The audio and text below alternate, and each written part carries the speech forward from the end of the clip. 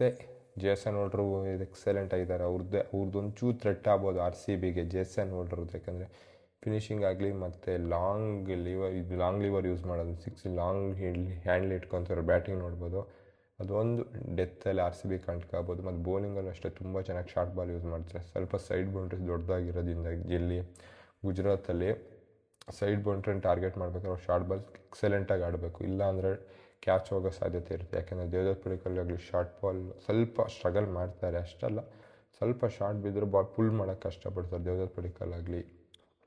Kohli almost ಕೊಡ್ತಾರೆ, but few occasion ಅದು ದಿನ ಚೆನ್ನಾಗಿಲ್ಲ ಅಂದರೆ ಕಷ್ಟ ಆಗ್ಬೋದು ಕೊಹ್ಲಿಗೂ. ಮತ್ತು ಇನ್ನೇನು ಅಂದರೆ ಅವ್ರ ಕಡೆ ರಾಹುಲ್ ಟಿವಾಂಟಿನ ಡ್ರಾಪ್ ಮಾಡಿದ್ರು ಲಾಸ್ಟ್ ಟೈಮ್, ಅದೊಂದು ಭಾರಿ ಒಳ್ಳೆಯ ಕೆಲಸ ಅವರು. ರಾಹುಲ್ ಟಿವಾಂಟಿ ಅವನು ಇದ್ದಿರೋದು ಅಡ್ಡು ವೇಸ್ಟು. ಮತ್ತು ಇನ್ನು ಶಾರುಖ್ ಖಾನ್, ನೀವು ಅವನು ಒಂದು ಡ್ರಾಪ್ ಮಾಡಿಬಿಟ್ರೆ ಇನ್ನೂ ಒಳ್ಳೆಯದು. ಒಂದು ಲಾಸ್ಟ್ 7-8 ಸೀಸನಿಂದ ಸುಮ್ಮನೆ ಟೀಮಲ್ಲಿ ಕೂತ್ಕೊಂಡು ಏನೂ ಮಾಡದೇ ಇರೋ ಏಕೈಕ ವ್ಯಕ್ತಿ ಅಂದರೆ ಶಾರುಖ್ ಖಾನ್ ಅವರು.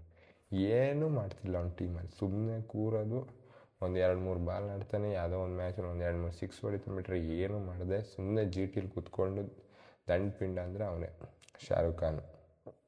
ಏನೂ ಮಾಡ್ತಿಲ್ಲ. ಅವನು ಒಂದು ಡ್ರಾಪ್ ಮಾಡಿ, ನೀವು ಕುಮಾರ್ ಕುಶಾಗರ ಇದ್ದಾರೆ, ನಿಶಾಂತ್ ಸಿಂಧು ಇದ್ದಾರೆ, ಯಾರನ್ನಾರು ಒಬ್ರನ್ನ ತನ್ನಿ ಒಳಗೆ.